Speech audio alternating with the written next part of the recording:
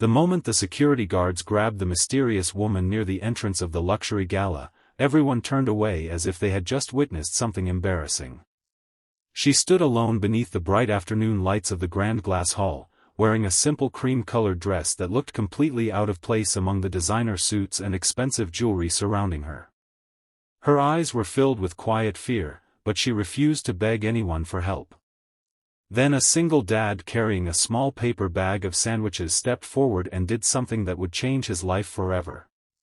He looked at the wealthy guests, looked at the guards, and calmly said the one sentence nobody expected to hear: "She deserves to be treated like a human being." But the single dad had no idea that the woman he was defending was hiding a secret powerful enough to turn his entire life upside down. Before we continue, if you believe in kindness, second chances, and the idea that one small act of compassion can change someone's life, please take a moment to like this video, share it with someone who needs hope today, and subscribe to Little Kindness Tales for more emotional stories that remind us that kindness always matters. The story began with a man named Elias Mercer, a 38-year-old single father who had learned to live with very little while giving his young daughter everything he could. Elias worked during the day as a maintenance supervisor at a community center on the edge of the city. He repaired broken doors, fixed leaking pipes, replaced damaged lights, and did whatever else was needed to keep the building running. His paycheck was modest, but he had never been ashamed of his work. To him, honest work was honorable work, no matter how small the job appeared to the world. His 9-year-old daughter, Ren, was the center of his universe. She had bright brown eyes, curly dark hair that never seemed to stay neatly tied, and a habit of asking questions that often made Elias smile even when he was exhausted. Ren's mother had left their lives several years earlier, and since then, Elias had raised his daughter alone. He had become a father, mother, cook, driver, homework helper, nurse, and protector all at once. Money was often tight. Elias carefully counted every bill before paying it. He sometimes skipped buying things for himself so Ren could have new school shoes or a birthday cake. Yet he never allowed his daughter to believe they were poor in spirit. Their small apartment was filled with laughter, homemade drawings, and the comforting smell of simple meals cooked together. One bright Saturday afternoon, Elias received an unexpected phone call from the director of the community center. A wealthy foundation was hosting a charity gala at the city's most prestigious hotel, and the community center had been selected as one of the organizations receiving funding. The director had been invited but had fallen ill, and he asked Elias to attend in his place. Elias almost laughed when he heard the invitation. He owned one formal suit, and it had belonged to his late father. The jacket was slightly loose around the shoulders, and the trousers had been repaired more than once. Still, Elias cleaned and pressed everything carefully. Ren stood in the doorway of their tiny bedroom and watched him get ready. She told him that he looked like a movie star. Elias smiled and promised that he would bring her something from the fancy event. Before he left, he placed a small paper bag of sandwiches into his coat pocket. He had planned to eat one during the long evening because he did not want to spend money on expensive food at the hotel. When Elias arrived at the gala, he immediately felt like he had entered another world. The hotel's enormous glass entrance reflected the bright afternoon sky. Luxury cars lined the driveway, and guests stepped onto the marble walkway wearing elegant clothing that probably cost more than Elias earned in several months. Inside, the hall was filled with polished floors, tall windows, white flowers, and crystal decorations. Elias felt uncomfortable, but he reminded himself why he was there. He was representing children who depended on the community center. So he stood tall and tried not to let anyone see how nervous he was. That was when he noticed the woman. She stood near a quiet side entrance, completely alone. Unlike the other guests, she wasn't wearing diamonds or carrying an expensive handbag. Her cream-colored dress was simple and elegant, and her dark hair was pulled into a loose, low bun. She appeared to be in her early 40s, with a calm face that somehow looked tired beneath the confidence she was trying to maintain. A security guard approached her. At first, Elias assumed there had been some kind of misunderstanding. Then another guard joined him. The woman's expression changed. She quietly showed them something, but one of the guards shook his head. A few nearby guests began whispering. Someone laughed under their breath. Elias watched as the woman was asked to leave. She didn't argue. She simply lowered her eyes and stepped backward. Something about that moment bothered Elias. He had spent his entire life watching people make assumptions about others based on clothing, money, and social status. He knew exactly what it felt like to be invisible. So when one of the guards reached for the woman's arm, Elias stepped forward. He told them to stop. The nearby conversations immediately became silent. One guard looked Elias up and down, clearly unimpressed by the man in the old suit. Elias calmly explained that if there was a problem, they could speak respectfully instead of treating the woman like a criminal. The woman stared at him in disbelief. She seemed shocked that anyone had spoken up for her. The guard warned Elias not to interfere. But Elias didn't move. He said that perhaps the woman had entered the wrong door or misplaced her invitation, but none of that gave anyone permission to humiliate her in front of a room full of strangers. The words traveled through the entrance hall. People began turning toward them. Then a senior event coordinator hurried over. She recognized the woman immediately. Her face went pale. The entire atmosphere changed. Suddenly, the security guard stepped back. The coordinator apologized repeatedly, explaining that there had been a terrible mistake. The mysterious woman accepted the apology with a quiet nod. Then she turned to Elias. She thanked him. Elias simply told her that anyone would have done the same. But the woman gave him a look that suggested she knew better. She said that most people wouldn't. Then she walked away. Elias returned to the gala, still confused. He eventually found a quiet corner near the garden windows and opened his paper bag. He took out one of his sandwiches and began eating. The same woman appeared beside him. She looked at the sandwich. Elias immediately felt embarrassed. He explained that he had brought his own food because he didn't want to spend money on the expensive meals being served. Instead of laughing, the woman smiled. She told him that the sandwich looked better than most of the food on the tables. For the first time that afternoon, Elias laughed. They began talking. Elias told her about Ren, his daughter, and the community center. He explained how children came there after school because some of them had nowhere else to go. He spoke about the broken basketball court, the old computers, and the volunteers who kept the place alive. The woman listened carefully. Then she asked Elias why he had defended her. Elias looked toward the bright windows. He explained that his daughter had once been treated badly by other children because she wore an old jacket.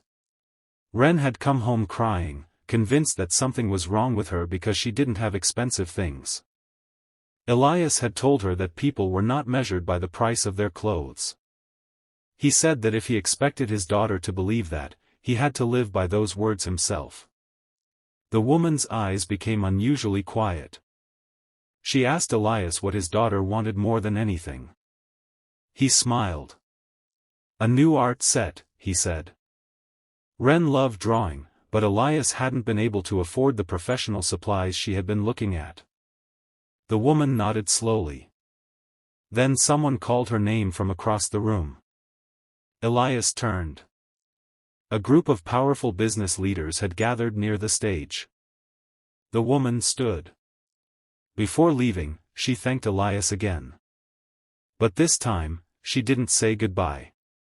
She simply told him that they would see each other again. Elias thought nothing of it. He finished his sandwich and returned to the main hall. A few minutes later, the host stepped onto the stage. The room fell silent. The host welcomed everyone and thanked the sponsors for supporting local children and families. Then he announced the evening's most important guest. Elias froze. The name that followed belonged to the woman he had just defended. Her full name was Serafina Vale. She was not a random guest. She was the founder and chief executive of Vale Horizon Group, one of the largest private companies in the country. She was also the primary donor behind the charity foundation. The same woman Elias had defended at the entrance was the person who had the power to decide whether the community center received the funding it desperately needed.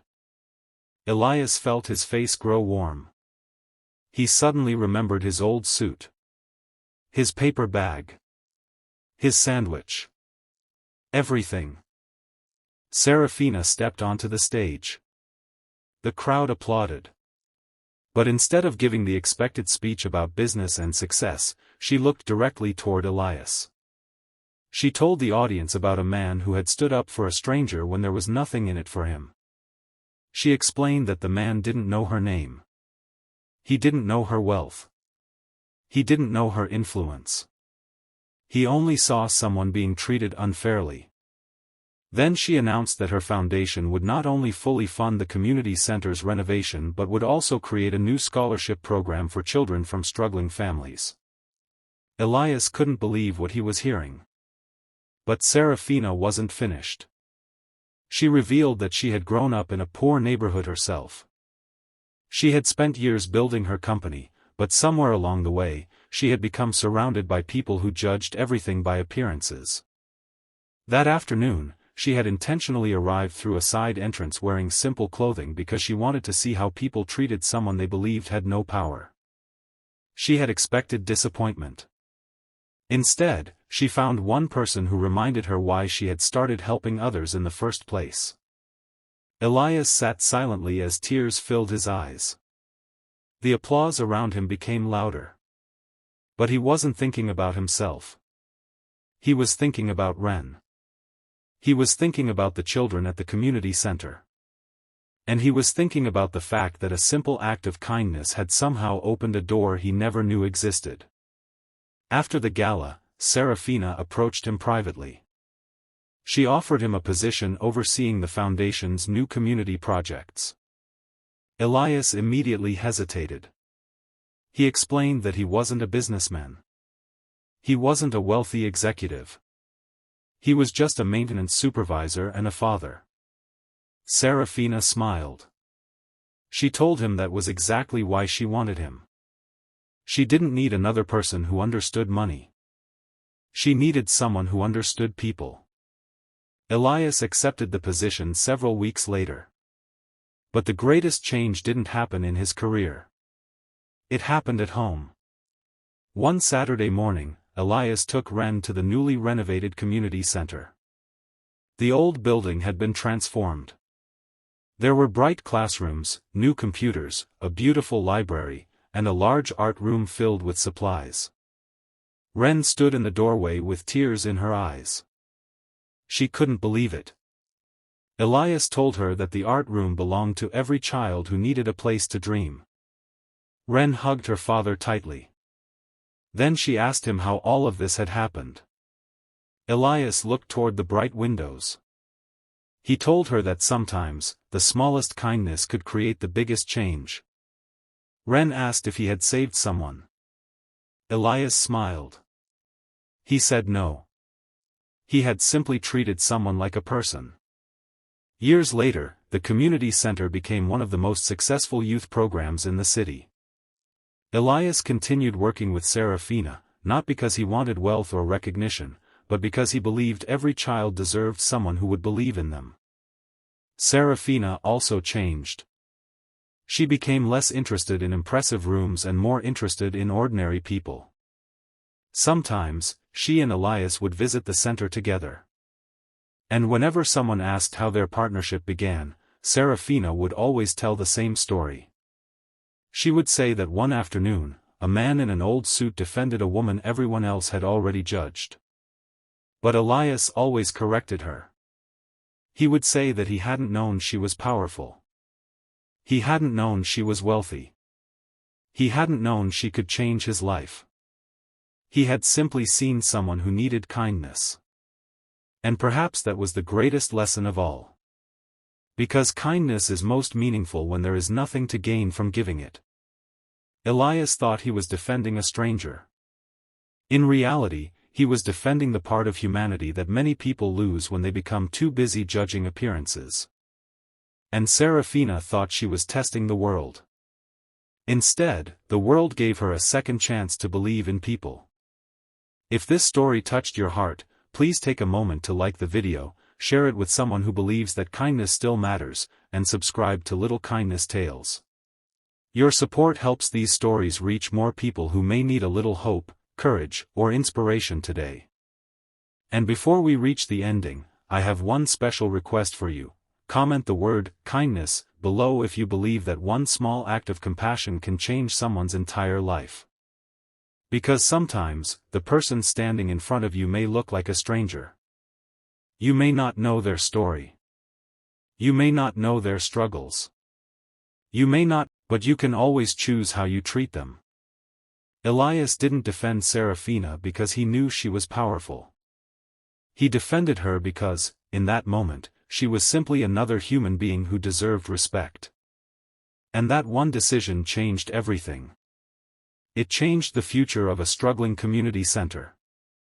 It changed the lives of hundreds of children.